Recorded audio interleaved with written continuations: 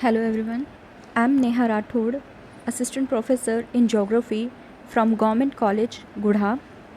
आज का हमारा टॉपिक है राजस्थान का भौतिक स्वरूप। राजस्थान का भौतिक स्वरूप विविधता युक्त है, आंतरिक व बाह्य शक्तियों से नियंत्रित है। यहाँ प्राचीन व नवीन दोनों प्रकार की स्थलाकृतियाँ मिलती हैं। भौतिक विभाग।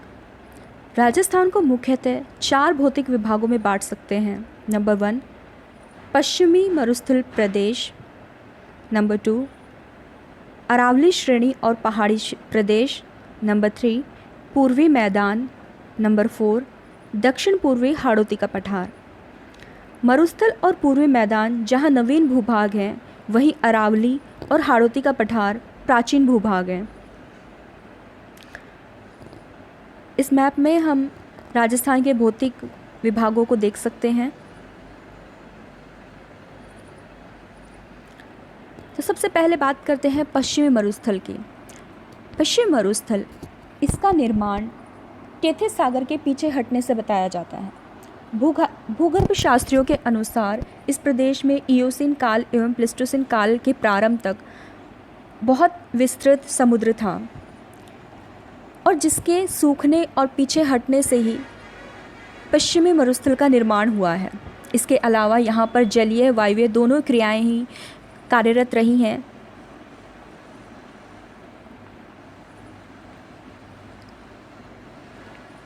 पश्चिमी मरुस्थल, इसका विस्तार। पश्चिमी मरुस्थल 1,75,000 वर्ग किमी क्षेत्र पर फैला हुआ है। इसकी लंबाई 640 किलोमीटर है, चौड़ाई 300 किलोमीटर है। पश्चिमी सीमा पाकिस्तान से और पूर्वी सीमा अरावली श्रेणी व 50 सेंटीमीटर समवर्षा रेखा द्वारा निर्धारित होती है, जिसे अन्य प्रदेशों से अलग करती है। कुल 12 जिले इसमें विस्तृत हैं। राजस्थान के मरुस्थल को मुख्यतः 2 भागों में बांट सकते हैं, रेतीला शुष्क मैदान और अर्ध शुष्क मैदान, जिसे राजस्थान बांगड़ भी कहा जाता है।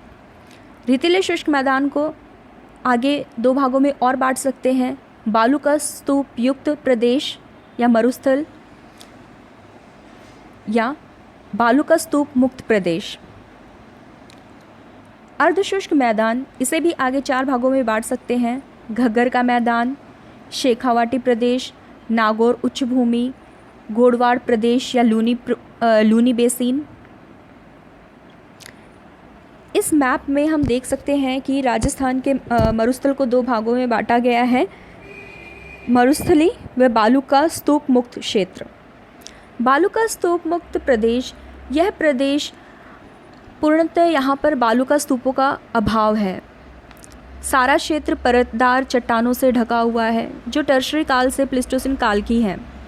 इनमें चूने की चट्टानें एवं शैल प्रमुख हैं। इस प्रदेश को बाड़मेर जैसलमेर का चट्टानी प्रदेश भी कहा जाता है। जैसलमेर के उत्तर तथा पोखरण के दक्षिण में बालू का पत्थरों से निर्मित चट्टानी मैदान को रन कहते हैं। इस प्रदेश के अवसादी सैल समूह में भूमिगत जल का अच्छा भंडार पाया जाता है। लाठी सीरीज इसका अनूठा उदाहरण है। इस प्रकार इन टर्शरी कालीन चट्टानों में तेल गैस के भंडार भी पाए जाते हैं। राजस्थान बांगड़, राजस्थान का अर्धशुष्क मैदान राजस्थान बांगड़ कहलाता है। यह एक संक्रमण क्षेत्र है। इसको हमने पहले ही देख लिया कि इसको 4 उप विभागों में भी बांटा जाता है, घग्गर का मैदान, शेखावाटी प्रदेश, नागौरी उच्च भूमि, लूनी बेसिन या गोडवाड़ प्रदेश।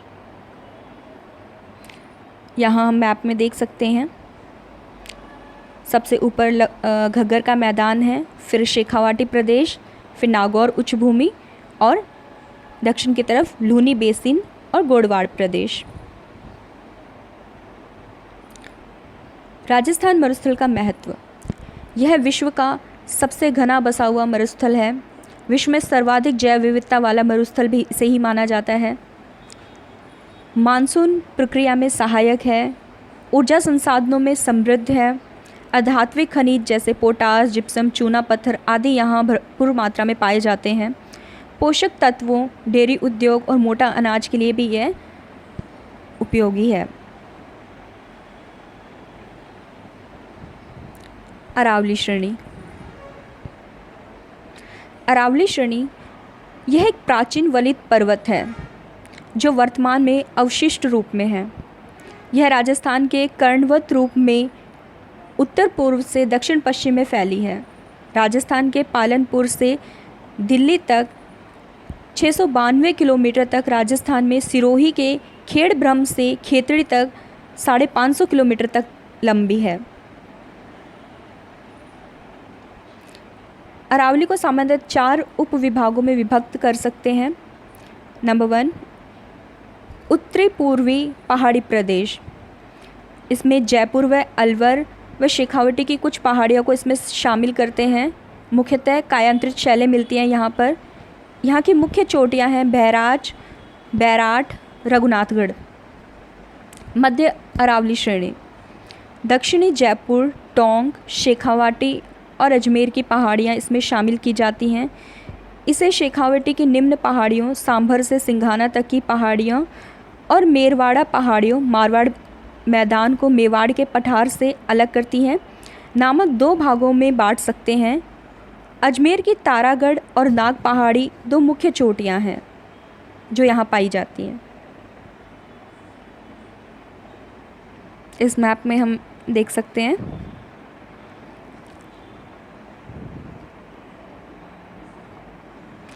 मेवाड़ पहाड़ी और भोराट का पठार पूर्वी सिरोही, उदयपुर, डूंगरपुर आदि जिलों में।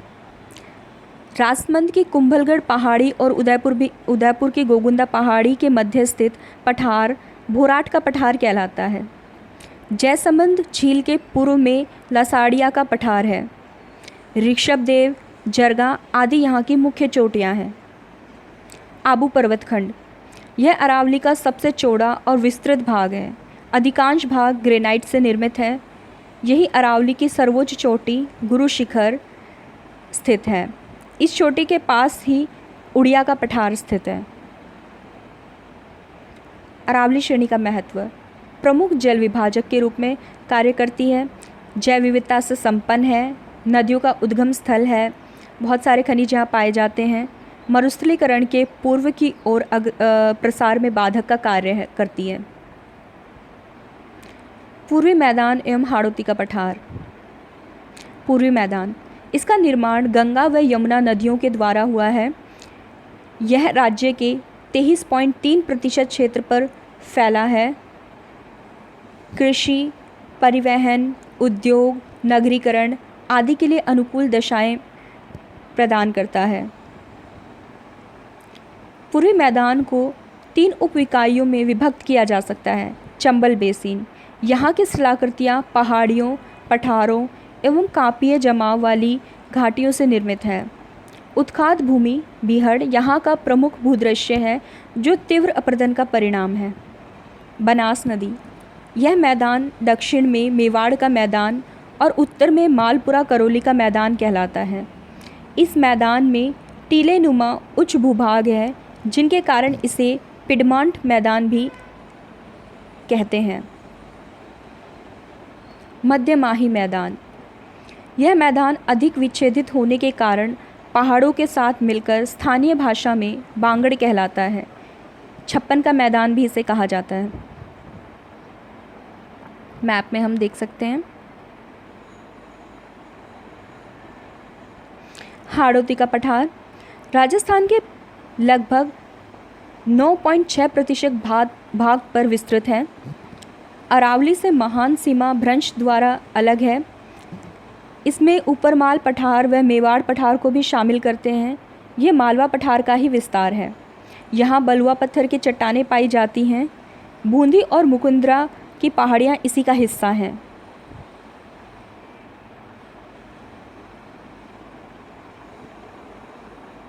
Thank you.